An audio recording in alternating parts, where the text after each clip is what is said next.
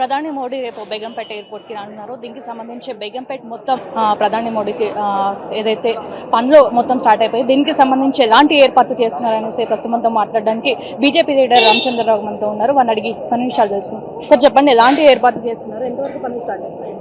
Bharatiya Janata party గత రెండు రోజుల నుంచి కూడా మోదీ గారి రాక కోసము అనేకమైనటువంటి కార్యక్రమాలు చేస్తూ ఉన్నారు.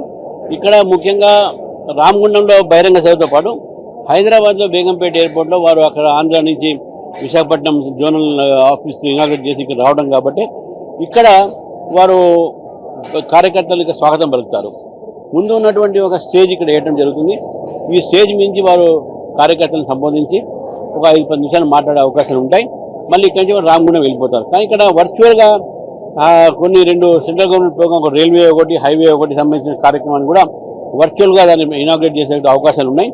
దీని తర్వాత ఇక్కడి నుంచి రామగుండం పోతారు. సో మోడీని రాకుండా అడ్డుకుంటామనేసి ప్రతిపక్షాలు కూడా అంటున్నారు. దానికి మీరేమన్నారు?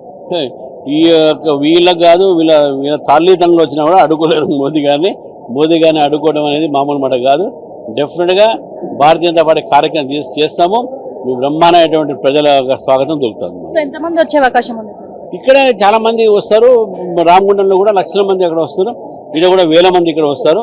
ఇంత అంత అని చెప్పలేం, దాదాపు 50,000 కూడా దాటొచ్చు.